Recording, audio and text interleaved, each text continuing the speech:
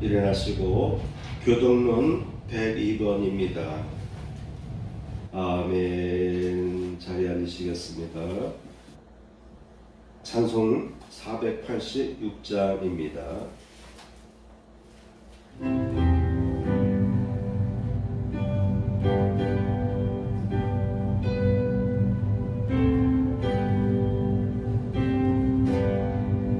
이 세상에 근심된 일이 많고 참 평안을 몰랐구나.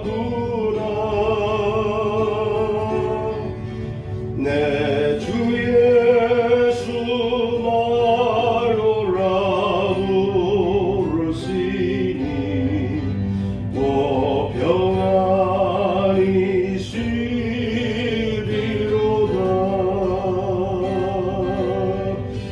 주 예수의 구원의 은혜로다. 참 기쁘고 즐겁구나. 그 은혜를 영원히 누리겠네. 오 평안이 쉬리로다. 이 세상에 옹호한 일이 많고 참 쉬는 날 없었구나.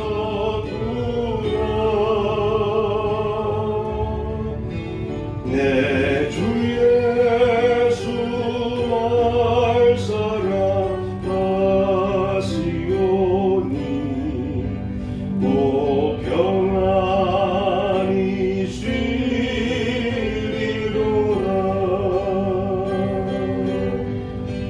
주 예수의 구원의 은혜로다. 참 기쁘고 즐겁구나. 그 은혜를 영원히 누리겠네. 오 평안이 쉬리로다.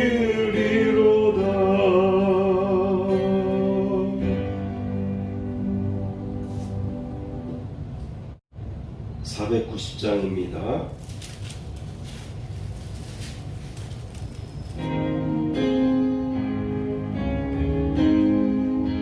주여 지난 밤 내 꿈에 배었으니 급금 이루어 주옵소서.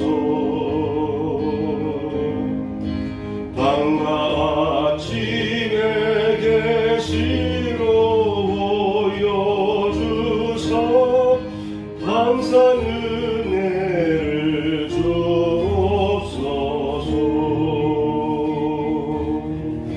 나의 놀라운 구 정령함이 끼는 장차 그 은혜 편이 나의 놀라운 구 정령 이루어져 주님 얼굴을 배우리라. 마음 괴롭고 아파서 나신 내게 내게 소망을 주셨으며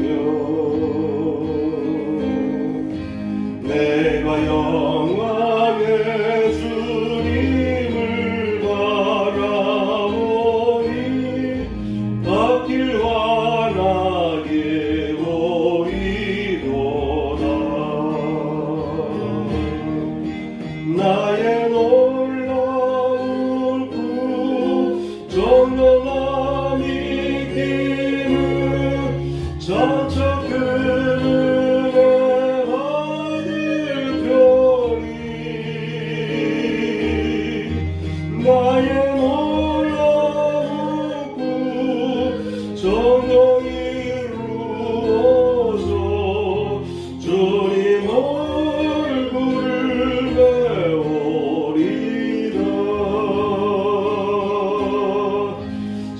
세상 풍조는 나날이 변하여도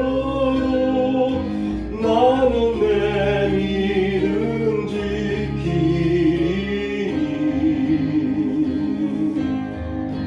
인생 살다가 죽음이 꿈 같은 것 오직 내 꿈은 잠들리라 나의 놀라운 꿈 정령함이 힘을 차차 그네 나를 펴니 나의 놀라운 꿈 정령 이루어져 주님 얼굴을 배우리라.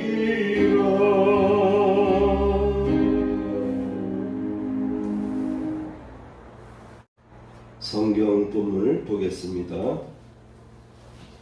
오늘 성경 본문은 두 곳입니다. 마태복음 10장 16절과 고린도전서 12장 4절에서 11절까지 두 곳을 읽도록 하겠습니다. 먼저 마태복음 10장 16절을 읽겠습니다. 보라 내가 너희를 보내니 양을 이리 가운데로 보낸가 같도다. 그러므로 너희는 뱀같이 지혜롭고 비둘기같이 순결하라. 아멘. 이어서 고린도전서 12장 4절에서 11절까지의 말씀을 교독하겠습니다. 각 사람에게 성령을 나타내심은 유익하게 하려 하시니라. 어떤 사람에게는 성령으로 말미암아 지혜의 말씀을, 어떤 사람에게는 같은 성령을 따라 지식의 말씀을, 다른 사람에게는 같은 성령으로 믿음을, 어떤 사람에게는 한 성령으로 병 고치는 은사를, 어떤 사람에게는 능력 행함을, 어떤 사람에게는 예언함을, 어떤 사람에게는 영들 분별함을, 다른 사람에게는 각종 방언 말함을, 어떤 사람에게는 방언들 통역함을 주시나니 이 모든 일은 같은 한 성령이 행하사 그의 뜻대로 각 사람에게 나누어 주시는 것이니라. 아멘. 제목을 읽습니다. 뱀같이 지혜롭고 비둘기같이 순결하라. 오늘은 뱀같이 지혜롭고 비둘기같이 순결하라는 제목의 말씀을 전하겠습니다. 이에 앞서서 지난주 말씀 중에 못다 전한 내 믿음을 지키고 키워라라는 5번째 항목을 좀 더 살펴보고 말씀을 이어나가도록 하겠습니다. 우리가 신앙생활에 있어서 믿음을 지키는 것도 중요하고요, 믿음을 키워나가는 것도 중요합니다. 너희의 믿음이 적은 연건이라. 배터리가 방전되듯이 늘 충전되어 있을 때는 시동 거는데 아무 이상이 없지만 조금 부족할 때, 전압이 조금 부족하면 시동이 걸리지 않습니다. 어느 정도 라이트도 켜지고 실내등도 켜지고 하지만 아마도 11.9V 그 정도 내려가면은 시동이 잘 안 걸릴 가능성이 있어요. 그러니까 우리 크리스찬들은 다 믿음이 있잖아요. 믿음이 있는데 이 믿음이 나도 모르게 방전되어 나가기도 합니다. 그래서 적정 수준 이하가 되면 아무것도 할 수 없어요. 믿음이 있는데 배터리는 아직 전압이 충분한 것 같지만도 시동을 걸 수 있는 그 단계까지는 미치지 못하기 때문에 시동이 일체 걸리지 않게 되는 거예요. 그래서 믿음을 지키는 것도 중요하고요, 또한 믿음도 키워나가는 것도 중요합니다. 여러분, 믿음으로 모든 것이 회복됩니다. 우리 크리스찬들은 믿음으로 살아요. 믿음 하나 가지고 우리는 살아갈 수 있는 거예요. 이 험난한 세상, 이 혼란한 세상, 아무것도 기대할 수 없는 이 세상에 무엇을 바라보고 우리가 살 수 있겠습니까? 나름대로 여러 인물들이 등장해서 위기를 극복하잖아요. 그렇죠? 전란 때마다, 나라가 위태로울 때마다 영웅들이 나타나서 그때마다 고비고비마다 어려움도 체면을 지키기도 하고 나라를 또 회복하고 유지하는 데 도움이 되지만은, 그러나 사람으로는 안 되는 거예요. 사람을 믿을 수는 없습니다. 세상 돌아가는 상황을 보게 되면은 자꾸 의욕이 꺾이게 되죠. 실망하게 되죠. 근데 우리 크리스찬들에게 믿음이 있어요. 그래서 우리 크리스찬들은 믿음으로 살아가는 그런 존재들입니다. 또한 믿음으로 승리할 수가 있습니다. 로마서 4장 말씀에 보면은 이를 아니할지라도 경건치 아니한 자를 의롭게 하시는 이를 믿는 자에게는 그의 믿음을 의롭게 여기시나니. 이 말은 뭐냐면 뒤늦게 하나님을 믿게 됐어요. 뒤늦게 예수님을 믿게 되었습니다. 그런데 하나님은 뒤늦게 믿은 사람도, 예수님은 뒤늦게 믿은 사람도 구원시켜주는 거예요. 마지막 생명이 떠나가기 전에 예수를 영접한 사람도 구원받습니다. 그런데 모태 신앙 때부터 신앙생활한 사람도 구원받습니다. 어떻게 보면은 좀 억울한 감이 있어요. 그런데 하나님은 이를 아니할지라도, 경건치 아니한 사람임에도 불구하고 그런 사람들을 의롭게 하시는 그 하나님을 믿는 자에게는 그의 믿음을 의로 여기시나니. 요 믿는 것이 아무것도 아닌 것 같은데요, 아무나 이 믿음의 문을 열 수가 없어요. 예수님을 받아들일 수가 없어요. 아무것도 아닌 것 같고 쉬운 것 같은데요, 어떤 사람은 끝까지 예수를 거부하게 되고, 어떤 사람은 우연인지 뭔지 모르지만은 남이 눈으로 볼 때는 저 사람은 너무나도 쉽게 예수를 믿네라고 하는데, 그런데 그 믿음이 그의 영혼을 살리게 됩니다. 왜냐하면 하나님께서는 그런 원칙을 두신 거예요. 과정을 떠나서 지금 너의 마음속에 나 예수를 영접한다면 너는 나의 제자요, 나와 함께 구원받을 자다, 하나님의 자녀다 하고 선포하신 것입니다. 유다서 1장 20절 말씀 보면은 사랑하는 자들아 너희는 지극히 거룩한 믿음 위에 자기를 건축하며 성령으로 기도하며 라고 기록하고 있습니다. 사랑하는 자들아, 이미 크리스찬들의 같은 예수 믿는 동료들에게 너희는 지극히 거룩한 믿음 위에 자기를 건축하라 라고 되어 있어요. 어떻게 보면 계속 제가 강조하지만 믿음은 단순한 것 같고 쉬운 것 같고 그런 것이지만도, 그렇지만 그 믿음 갖는 자체가 기적적일 수도 있고 하나님 입장에서 볼 때는 다 귀한 것이고요. 그런데 하나님은 어떤 믿음을 세우길 원하냐면은 거룩한 믿음, 예수 그리스도 위에 세워지는 거룩한 믿음 위에 자기를 건축하라고 유다서는 당부하고 있습니다. 우리가 살아감에 있어서 뭐든지 믿음으로 하면 되는 것이죠. 그런데 뭐든지 믿지 않냐고 행하는 것은 위험합니다. 로마서 14장에 보면은 의심으로 먹는 자는 정죄되었나니 이는 믿음을 따라 하지 아니하였기 때문이라. 믿음을 따라 하지 아니하는 것은 다 죄입니다. 그래서 우리 크리스찬들은 뭐든지 믿음으로 행해야 됩니다. 오직 믿음은 구하고 조금도 의심하지 말라. 의심하는 자는 마치 바람에 밀려 요동하는 바다 물결 같으니 이런 사람은 무엇이든지 주께 얻기를 생각하지 말라. 믿긴 믿는데 요동하지 않는 믿음, 꼭 해줄 줄 믿는 이 믿음을 가지고 기도하고 기다리라는 것이죠. 디모데후서 4장 말씀에 보면은 내가 선한 싸움을 싸우고 나의 달려갈 길을 마치고 믿음을 지켰으니, 사도 바울도 고백하는데요, 나의 지금까지 과정을 보니까 나는 믿음을 지켰다라고 고백하는 거예요. 그러니까 믿음 지키는 것이 쉬운 게 아니에요. 사도 바울도 이 믿음을 지키기 위해서 악나의 힘을 다했어요.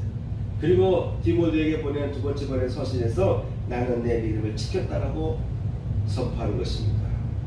이제후로는 나를 위하여 의의 멸관이 예비되었으므로 주 곧 의로우신 재판장이 그 날에 내게 주실 것이니 내게만 아니라 주의 나타나심을 사모하는 모든 자에게니라.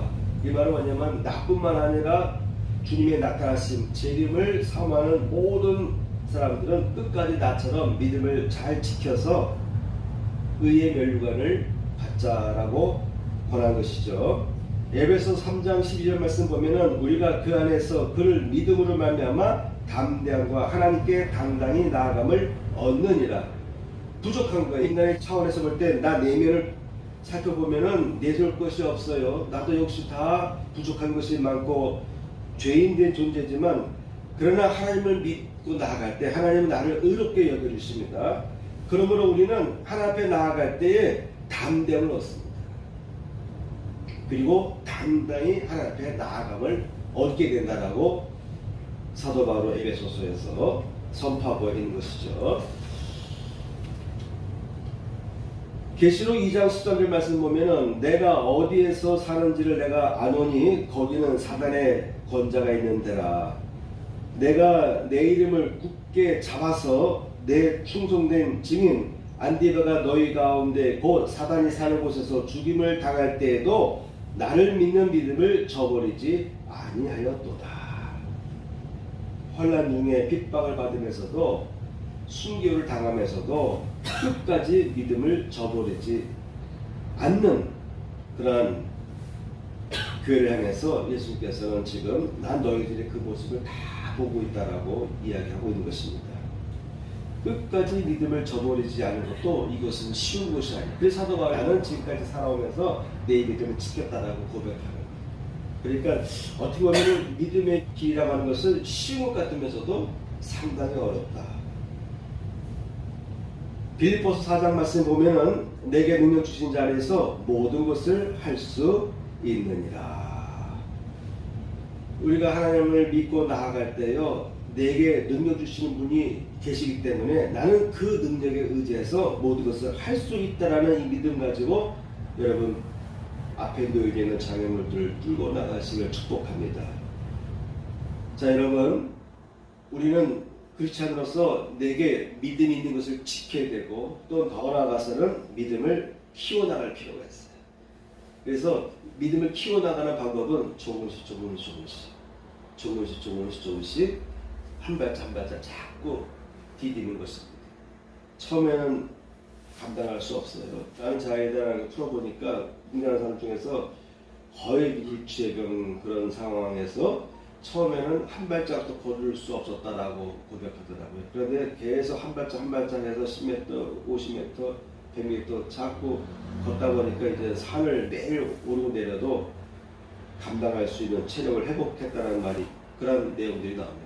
그것처럼 믿음도요, 어떤 사람은 갑자기 크게 믿음을 짬고 하는 사람이 있어요. 그런데 어떤 사람은 조금씩 깐난 아이가 10달이 되어야 겨우 일어서고 한 발짝 한 발짝 걷기 시작하지 않습니까? 10달, 1살이 되어야, 그래야 겨우 일어서고 한 발 한 발 걷기 시작하는 것처럼 그 과정이 필요한 사람이 있어요. 그런 분들은 믿음을 자꾸 나보다 믿음이 앞선 사람들, 나보다 믿음의 생활을 잘 하시는 분들 보면서 나도 조금씩 변해가고 닮아가고 도전해 볼 때 나도 모르는 사이에 믿음이 업된 상태를 우리는 확인할 수가 있습니다. 오늘 말씀을 보도록 하겠습니다. 마태복음 10장 16절 말씀 보면은 보라 내가 너희를 보내니 양을 이리 가운데로 보낸가 같도다. 그러므로 너희는 뱀같이 지혜롭고 비둘기같이 순결하라 라고 당부하셨습니다. 여러분, 예수님께서는 왜 이 16절 한 구절에서 지혜와 순결이라는 두 단어를 연결하여서 사용하였을까요? 저는 이 16절을 보면서 예수님께서는 지혜라는 단어를 그리고 순결이라는 단어를 한 문장에서 연결해서 그의 제자들에게 지혜롭고 순결한 삶을 살아라 라고 권했을까 한번 생각해 봤습니다. 크리스찬들 중에 보면은 일반 사람들 마찬가지지만 크리스찬들 중에 보면은 사람들 중에는 지혜는 있지만 순결함이 없는 사람들이 있습니다. 지혜는 있는데 순결함이 없는 사람들이 있습니다. 그렇죠? 또 어떤 사람은 순결함은 있는데 지혜가 부족해서 어떻게 보면 미련한 결단을 하기도 하고 미련한 행동을 하는 사람들도 있습니다. 근데 예수님께서는 나를 따르는 제자들은 적어도 지혜도 있어야 되겠고 순결함도 있어야 되겠다. 이 두 가지를 다 갖고 있는 제자들이 되어야 된다라고 예수님께서는 당부하셨습니다. 예수님께서 제자들을 보내면서 너희를 지금 보내는데 파송하는데 양을 이리 가운데 보내가 각도다. 그런데 너희들이 그 이리가 들실들실거리는 그 사회 현장으로 들어갈 때, 세상 속으로 들어갈 때 이리한테 잡혀먹지 않는 비결이 있다라고 하는 거예요. 이 이리한테 잡혀먹지 않으려면은 이리보다 더 힘이 센 짐승이 돼야 되잖아요. 그렇죠? 사자가 되든지 표범이 되든지 덩치 큰 코끼리가 되든지 해야 되는데 예수님께서는 이리 가운데 보내는 양떼들과 같다. 너희들의 모습 보니까 내가 지금 이리 가운데로 악이 우글우글거리는 그곳으로 그 한복판으로 너희를 보내는데 너희는 양처럼 저항할 능력이 없다. 너희는 저항할 능력이 없어. 권력도 없고 힘도 없고 아무것도 없는 거예요. 너희를 삼키려고 하는 굶주린 맹수들 이리들이 가득한 그 세상에 내가 너희를 보낸다라고 하는 것입니다. 그런데 그와 같은 사회구조 속에서 세상의 한복판에서 살아남는 비결은 어떻게 보면 강해야 된다. 나를 치는 자에게 나도 똑같이 치고 누가 나에게 한 대 치면 나도 한 대 치고 누가 나에게 욕을 하면 내가 욕을 바가지로 퍼붓고 그렇게 강한 대시를 하지 않으면 약자라고 해서 더 약자 취급할 수도 있다라고 생각하기 쉬운데 예수님은 오히려 지혜로워야 된다. 뱀처럼 지혜로워야 된다. 싸워야 될 상황에 빠졌을 때에 위기에 빠질 수 있는 상황에서도 지혜로우면 그 위기를 피해 나갈 수 있다. 난 무조건 순결하겠습니다 하고 그냥 밀어붙이는 것도 어떻게 보면은 참 훌륭한 신앙같이 보이는데 순결 때가 아닌데 용맹하게 자신을 드러내서 빨리 순교당할 수도 있거든요. 주님께서 예비하고 준비해서 지금 오라 하는 그 시간에 우리가 하나님 품으로 가야지. 내가 너무 혈기가 있어서 너무 용감해서 너무 자신감이 있어서 팍팍 부딪히는 거예요. 근데 부딪히지 않고도 얼마든지 피해갈 수 있는데 그냥 밀어붙일 수가 있어요. 어떻게 보면 믿음이 영웅같이 보이지만 주님께서는 아니라 뱀같이 지혜로워야 된다. 피할 수 있으면 피해라. 조용하게 우회해서 갈 수 있으면 우회해서 가라고 당부하는 것입니다.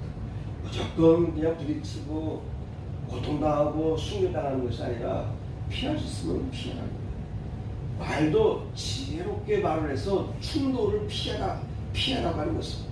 남들이 나를 오해할 때 지혜롭게 말을 해서 상대방의 그 분노를 누그러뜨리며 서로의 그 연결점을 찾기 위해서 지혜롭게 말할 필요가 있습니다. 예수님은 크리스찬들은 나의 제자들은 뱀같이 지혜로워야 된다라고 당부하십니다.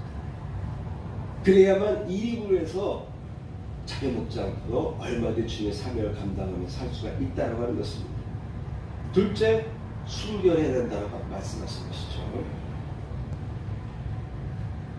사도 바울은 좀 더 전투적인 마음의 자세를 일깨워주면서 다음같이 말한 바가 있습니다. 에베소서 6장 12절 말씀은 우리의 싸움은 혈과 육에 대한 것이 아니요 정사와 권세와 이 어둠의 세상 주관자들과 하늘에 있는 악의 영들에게 대하니라. 예나 지금이나 고대 시대나 현대 시대나 예수를 믿고 따르는 지자된 우리 그리스도인들의 삶의 환경은 늘 같은 것 같아요. 아마 같다고 봐야 됩니다. 모든 일들의 사건의 배후 위에는 어둠의 악한 세력들이 뒤에서 조종하고 있다는 것을 잊어서는 안 됩니다. 왜? 우리 크리스찬이기 때문에 영적인 시각으로 세상을 바라봐야 되거든요. 영적인 시각으로 바라보면서 옳고 그름을 판단도 하지만 그 배후의 역사는 어둠의 세력들을 볼 수가 있어야 돼요. 다니엘에게 천사가 올 때에 3주나 지체됐다라고 돼 있잖아요.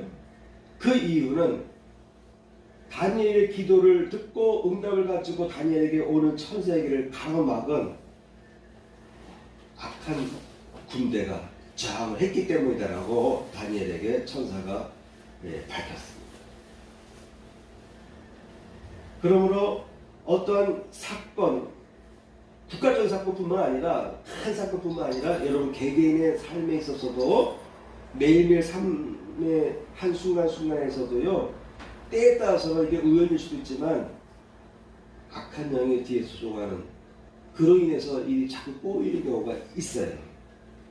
그래서 우리는 이런 영적인 시각을 가지고 세상을 바라볼 필요가 있겠습니다. 사람은 믿음의 대상이 돼서는 절대 안 됩니다. 우리가 만일 예를 든다면 연애를 한다 할 때 두 연인이 서로 마음이 맞았어요. 그때는 다 좋게 보이잖아요. 주변에서 안 좋은 얘기를 하고 뭐 염려한 얘기를 하면 오히려 화가 나고, 그런 사람 아니다 하고 대변도 해주고, 살다 보면은 부부가 평생 서로 오해도 하고 다투기도 하고 장주장하다가 또 안 좋은 소리도 오가기도 하고, 그런 삶을 우리가 살지 않습니까? 처음에는 너무나 좋게 여겼는데 나중에 보면은 부딪히게 되는 거예요. 이것처럼 사람은 믿음의 대상이 절대 될 수가 없습니다. 사람을 위해서 희생할 수 있을지라도 사람을 믿음의 대상으로 둬서는 안 되는 것입니다. 사람을 항상 실망하게 만들어요. 사람을 의지하고 나가다 보면 반드시 실망하게 되고요, 낙심하게 되고요, 상처를 받게 됩니다. 속고 절망하게 됩니다. 이런 충격이 심각해지면요, 자살까지 합니다. 얼마 전에 지방에 있는 후배 목회자들이 유인물들을 나눠주더라고요. 이게 뭐냐 했더니 지방회 때 한 목회자가 이런 얘기를 해요. 목사님, 요즘에 1년에 자살하는 사람이 3,600명 돼요. 그래요? 그랬더니 근데 그 3,600명이요 크리스찬 중에서 말하는 거예요. 예수 믿는 기독교인들 중에 1년에 3,600명이 자살해요. 그 얘기 들으니까 나도 놀랐어요. 세상 사람이 아니고, 물론 우리나라 전 국민적인 차원에서 보게 되면 10,000명이 넘겠죠. 그죠? 그런데 어느덧 교회 안에도 이 자살의 영역에, 이 자살의 충동에 사로잡혀서 그걸 넘지 못하고 자살한 사람이 1년에 3,600명이 돼요. 3,600명을 전도에도 시원찮은데 교회 다니는 크리스찬 중에 3,600명이 자살한다 합니다. 뭔가에 상처받고 뭔가의 상황에서 절망하기 때문에 그런 안 좋은 길을 선택하는 사람들이 세상 바깥뿐만 아니라 교회 다니는 사람들 중에 그런 사람들이 많다. 사람을 믿으면 안 되고요, 사람을 의지하면 안 됩니다. 오직 우리는 하나님만 의지하고 나갈 때 이 모든 위협만 지려봐서 통과할 수가 있어요. 이스라엘 백성은요, 하나님께서 명하셨습니다.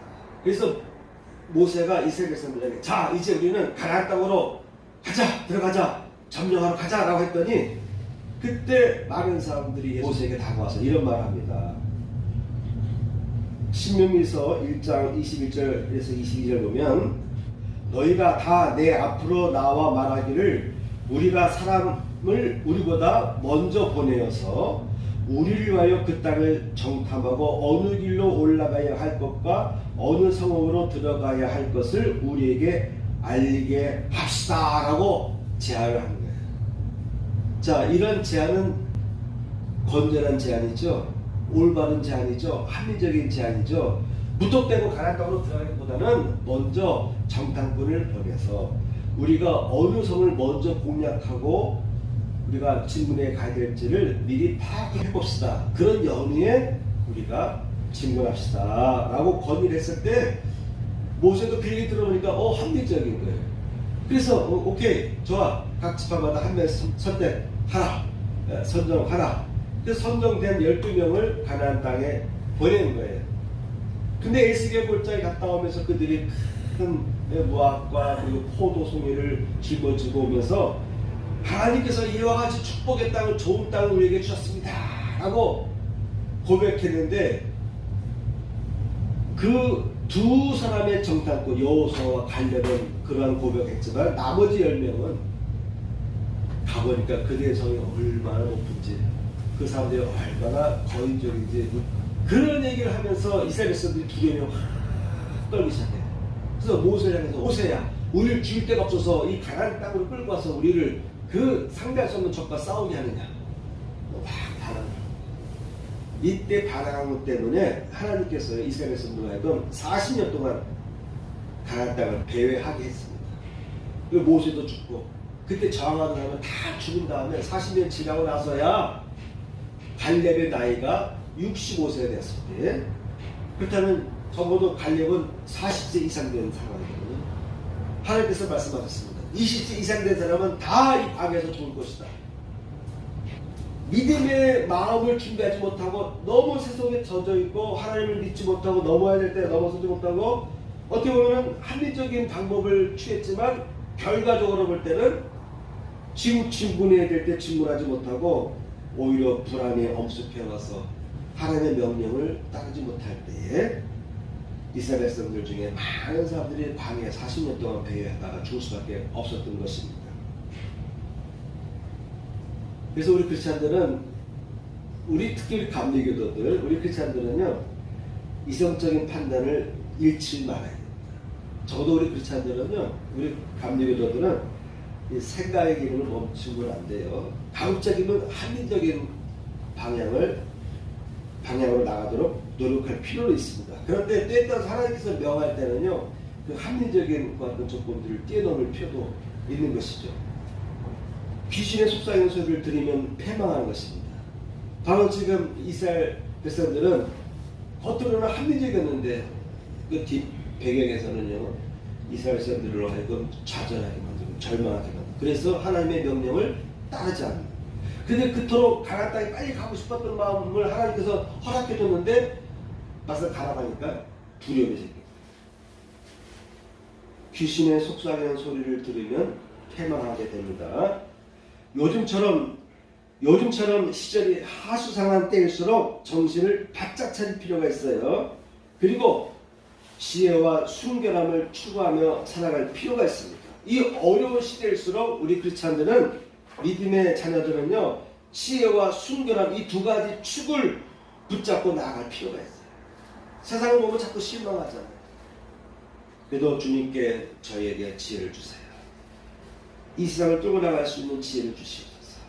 또한 더불어서 하나님 앞에 내가 순결함을 잃지 않게 해주세요라고 기도할 필요가 있습니다. 이 두 가지가 부족할 때 악한 영과의 싸움에서 이길 수가 없어요. 오히려 속게 되고 당하게 되고 그리고 능력이 없어요. 순결함이 없으니까 하나님 앞에 순결함이 없기 때문에 기도해도 그 기도가 하나님 앞에 상달되기 힘들고 응답되기 힘들고 이 악한 영과의 싸움에서 이기기가 힘든 것입니다. 많이 배웠던 못 배웠던 요즘 현대인으로서 매스미디어에 너무 취약하게 살아가는 것도 신기합니다. 제가 누누이 강조하지만 너무나 요즘에는 이 가짜 뉴스들이 많아가지고 예전에는요 학력이 높은 사람들이 이단에 빠지고 사이비에 빠지는 것을 보면서 어떻게 저런 일이 가능할까 라고 의아해했었는데 요즘에는 가짜 뉴스가 너무 흥행하기 때문에 거기에 빠져들고 또한 중독되어 가지고요 잘못된 분별력에 빠진 사람들이 많이 있습니다. 이미 중독된 거예요. 어느 쪽이든 간에 중독되면 위험한 것입니다. 그만큼 불확실성의 시대에 우리는 살아가고 있어요. 그래서 어떻게 보면요 이 혼탁한 시대에 모든 매스미디어 특히 뉴스와 유튜브는 어느 정도 거리를 두고 살아가는 노력도 필요한 것 같아요.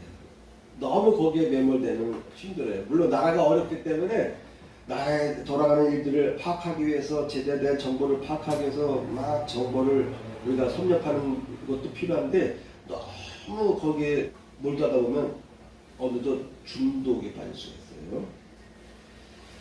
그래서 유튜브를 본다면 다양한 분야의 내용들을 골고루 참고해 볼 필요가 있습니다. 유튜브 보니까 어떤 내용을 클릭해보면 이 사람이 그런 걸 원하는 거에 해서 계속 그런 내용만 뜨더라고. 그러니까 거기에 빠질 수밖에 없어요. 아무리 클릭해봐야 내가 보던 내용들만 자꾸 나오니까 자꾸 거기에 중독되는 거예요. 그러면 기록을 삭제해가지고요, 다양한 내용들을 좀 섭렵할 필요가 있겠습니다. 원하던 또는 싫어하던 결과의 내용으로 인해서 어느 하나의 그 부분에 집중하다 보면요, 원튼 싫든 어떤 결과의 내용으로 인해서 심한 우울증과 분노에 사로잡히기도 합니다. 그래서 그러한 상황에서 중독된 사람들도 많이 있어요. 이런 패턴으로부터 벗어날 지혜가 혹시 부족하다면 내가 지금까지 애용하던 유튜브들을, 영상들을 절제하고 보지 않는 그런 노력도 필요할 것 같습니다. 영이 맑으면 세상의 물정을 잘 몰라도요, 세상의 흐름에 끌려가지 않게 됩니다. 영이 맑으면 이단에 안 빠져요. 영이 맑으면 사입이 안 빠지는 거예요. 몰라서 빠지는 게 아니라 영의 문제가 있습니다. 그래서 여러분, 하나님 앞에 순결함을 유지하고 나아가면은 영이 맑으면요, 세상의 물정을 잘 몰라도 그 흐름에 끌려가지 않게 됩니다. 참고로 하는 건 중요하죠. 그렇지만 몰라도요, 영이 맑으면 끌려가지 않습니다. 만일 예배와 기도에 집중하지 못하게 된다면, 그로 인해서 예배와 기도 생활에 집중하지 못하고 믿음 있는 결단과 선택에 집중하지 못하게 된다면 은혜와 감사의 생활을 잊어버리게 되고 나도 모르게 자꾸 답답하고 분노하게 된다면 즉시 정신을 차리고 회개할 필요가 있습니다. 삶의 패턴을 멈추고 바로잡을 필요가 있습니다. 세상을 꿰뚫어보고 피해가며 능히 싸워 이겨나갈 수 있는 예수의 제자 되기 위해서는요, 예수께서 말씀한 대로 뱀처럼 지혜로운 지혜의 은사가 필요하겠습니다. 또 한편에는 하나님 앞에 순결함을 갖는, 유지할 수 있는 이 두 기둥을 유지하고 있어야 될 줄 믿습니다. 고린도서 아까 본문을 읽었던 12장 말씀에 보면은 각 사람에게 성령이 나타남을 주시면 유익하게 하려 하십니다 라고 말씀하십니다. 성령의 은사가 다양하게 있습니다. 그런데 고린도 교회 보낸 첫 번째 서신에서 사도 바울이 은사에 대해 쭉 열거합니다. 초대교회 당시에는 성령의 은사하면 대표적으로 방언 그리고 예언의 은사가 있었어요. 근데 예언의 은사보다도 대표적으로는 방언의 은사가 많이 알려져 있었습니다. 이 고린도 교회는 방언의 은사가 아주 잘 활성화되고 있던 그런 교회였던 것 같아요. 근데 사도 바울이 고린도 교회를 향해서 전서 후반부에서 은사론을 얘기하는데 방언보다는 방언 통역의 은사를 갖기를 힘쓰라라고 말합니다. 그리고 방언 기도보다는 마음으로 하는 기도, 정신으로 하는 기도, 의식을 갖고 하는 기도를 하는 것도 좋다. 이걸 강조합니다. 왜 그렇습니까? 고린도 교회가 성령 역사가 강렬하다 보니까 대표적으로 방언 은사가 너무 잘 나타났던 거예요. 그러니까 이분들은 방언 은사가 임하다 보니까 너무 충만하고 그러다 보니까 남의 교회에 대해서 다른 크리스찬들에 대한 이해력이 부족하고 성령 충만하니까 자기 자신들이 잘못된 판단해도 잘못된 것인지를 뒤돌아보지 않게 되고, 나에게 성령의 은사가 있으니까 나한테는 잘못된 게 아니야 라고 살다 보니까 부족한 면도 생기는 거예요. 이성적인 기능이 좀 떨어지는 것입니다. 사도 바울이 예루살렘에 있는 교우들을 돕기 위해서 모금운동을 하는데 고린도 교회가 제일 큰 교회거든요. 그 항구를 중심으로 발전된 도시거든요. 터키 지역에서는 에베소 항구가 제일 큰 도시고, 그 신전도 바로 그러한 고린도와 에베소의 신전도 크게 세워져 있습니다. 그런데 고린도 교회가 크게 부흥했는데 성령의 은사도 나타나고 뜨겁게 교회가 활발한 것 같은데 교회 안에 분쟁이 있고, 그리고 예루살렘 교회를 돕자고 했는데 큰 교회인데 제일 늦어지는 거예요.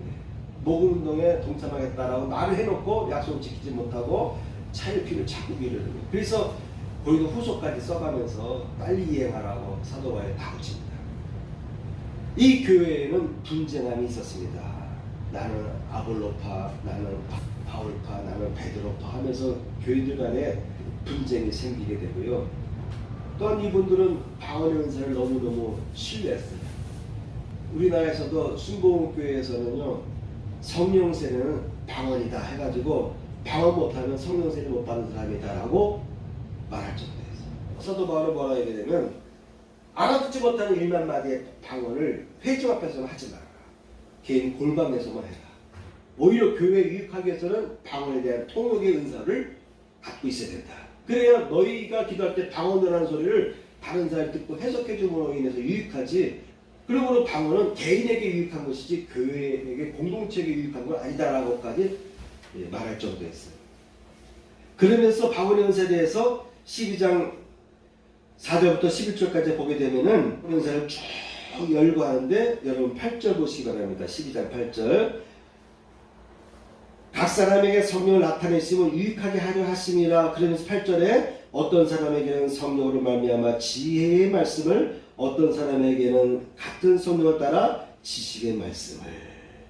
그러면서 9절에는 믿음의 은사에 대해서, 또한 병 고치는 은사에 대해서, 능력 행하는 은사, 그 다음에 예언의 은사, 그리고 영분별의 은사를 하면서 맨 마지막에 가서야 방언 말함을, 그리고 방언을 통역함을 주시나니 라고 설명하고 있어요. 골목교회는 자신들의 교회가 방언이 활성화된 그런 교회였는데, 기대했던 그 방언의 이야기는 맨 마지막에 나오네.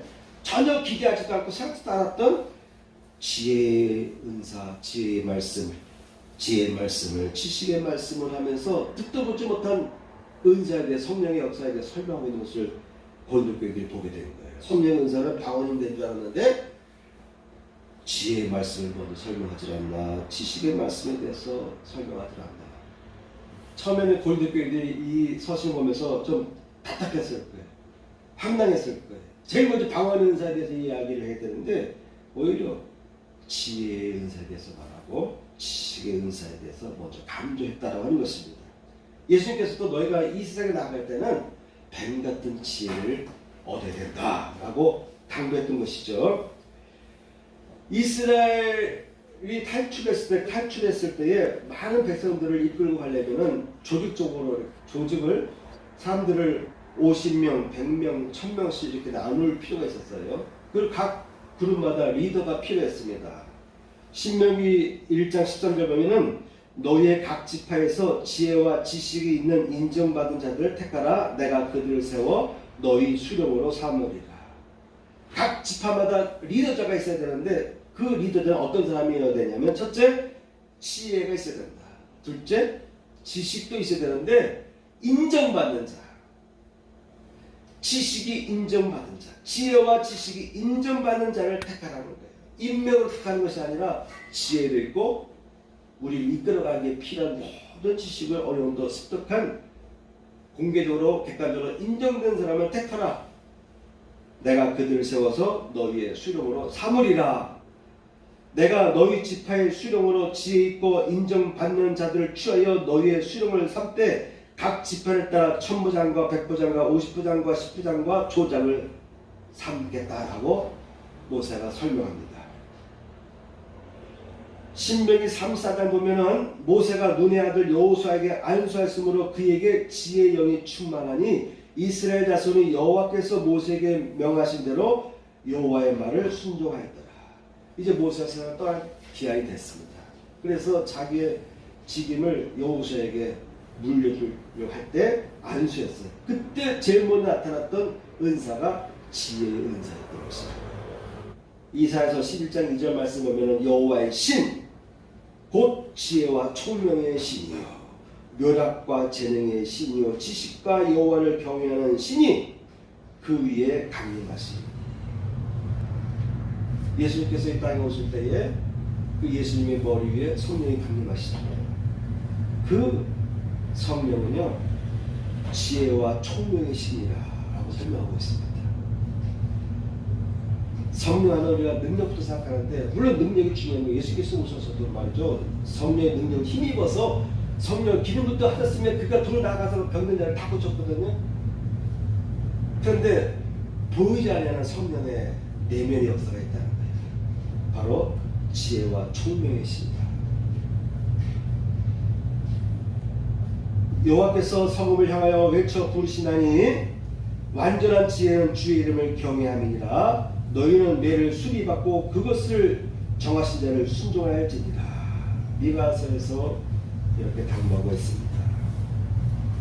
완전한 지혜는 주의 이름을 경외하는 것이다. 자, 두 번째입니다. 마지막, 순결함을 유지하기 위해 힘써야 한다. 소도에 제가 얘기했죠. 이 세상에 살아갈 때 우리 크리스찬들에게는 세상 사람들이 없는 시간이 있어야 됩니다. 영적인 어둠의 주관자들의 이 세상 신이라고 되어 있어요. 사도 바울이 말할 때 이 세상 신이 우리 공중권세 가운데 되어 있다는 거예요. 우리의 싸움은 혈과 육의 싸움이 아니고 바로 그들과의 싸움이다 했기 때문에 바로 이 두 가지 기도를 다 해야 돼요. 사회를 바라보면서 이 배우 역사를 영들도 봐야 돼요. 그래서 사회를 변화시키기 위한 노력도 하지만 또한 이 방해하는 또 이 어둠의 분들을 기도로 제압하는 기도를 할 필요가 있습니다. 그런데 그런 기도가 통하려면요, 순결해야 됩니다. 제사를 드릴 때 양을 드리잖아요. 그런데 이 양은요, 태어난 지 얼마 안 된 양이에요. 그래서 털이 그냥 뽀얗고 하얘요. 시간이 오래될수록 양들도 자꾸 뒹굴기 때문에 털이 누렇게 변색되잖아요. 그렇죠? 그래서 털이 깨끗하고 하얗고 뽀얀 낳고 나서 얼마 안 된 양들을 고르게 되는 것입니다. 그리고 흠이 없는 것을 골라야 됩니다. 하나님 앞에 설 때도 이와 같이 우리 하나님 앞에 설 때도 흠이 없는 존재, 때가 덜 묻은 존재로 하나님 앞에 설 필요가 있습니다. 그래야 그 예물을 하나님께서 받으시는 거예요. 그래서 여러분, 인간이기 때문에 우리는 늘 실망하고 또한 나도 죄의 길에 빠질 때가 있어요. 나약함에 빠지기도, 하나님 말씀대로 살지 못했다 했지만 우리는 그때마다 자꾸 기도하셔야 됩니다. 회개 기도하시고 주님 저를 붙잡아 주세요. 하나님 앞에 내가 순결함을 유지하게 도와주세요. 이 뱀 같은 지혜와 이 순결함을 유지해 가면요, 이 세상을 이길 수가 있어요. 이 세상을 통과할 수가 있어요. 이 세상의 이 어둠의 영에 짓눌리지 않고 뚫고 나갈 힘이 바로 여기에 있습니다. 이 두 가지 축이 여러분들의 심령 안에서 잘 유지되고 회복되기를 축복합니다. 아멘. 찬양 부르겠습니다.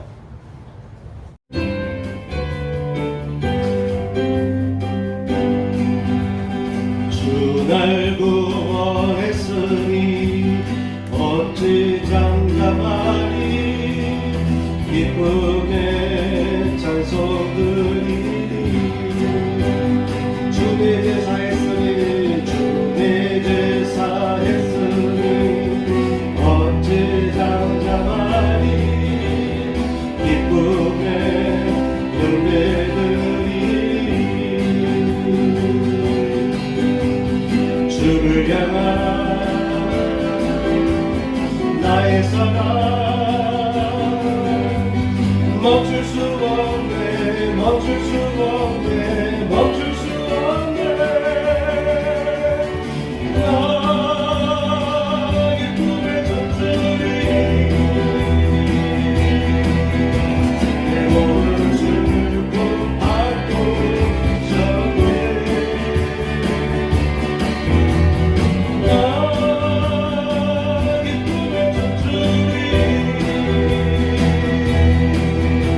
내 모든 삶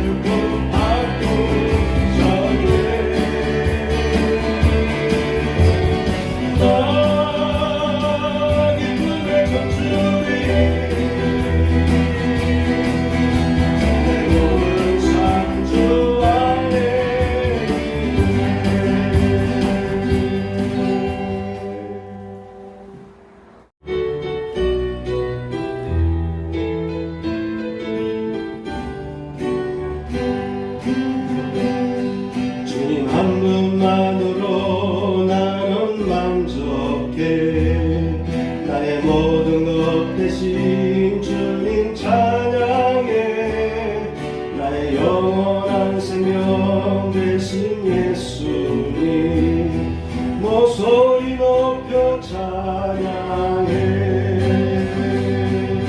주님의 크신 사랑 찬양해 나의 힘과 능력이 되신 주 나의 모든 삶 변화되었네 크신 주의 사랑 찬양해 이래서 보겠습니다. 주님 한 분만으로 나는 만족해 나의 모든 것 되신 주님 찬양해 나의 영원한 생명 되신 예수님 목소리 높여 찬양해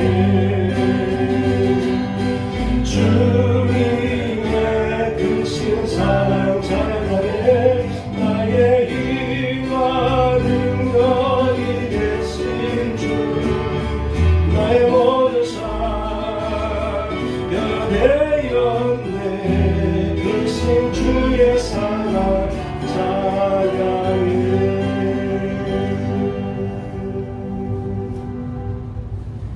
주님은 나의 죄를 속하기 위하여 십자가에서 대신 죽으셨습니다. 주여 내 죄가 사하여졌습니다. 주님은 채찍에 맞으셨습니다. 제가 치료를 받았습니다. 아멘. 가슴에 손을 얹고 봉기도를 드리도록 하겠습니다. 할렐루야. 하나님 아버지 감사합니다. 오늘도 하나님 앞에 아름다운 귀한 예물들이 복원되었습니다. 11조를 드린 가정 위에 11조의 복이 임하게 하시고 감사의 물과 주일 예물을 분명하여 주시며 은혜를 더하여 주옵소서. 이제는 우리 구주 예수 그리스도의 은혜와 하나님 아버지의 극진하신 사랑과 성령님의 감동하마 역사하시니 이제 찬양하는 성도들 위해 함께 하시기를 축복하옵나이다. 아멘.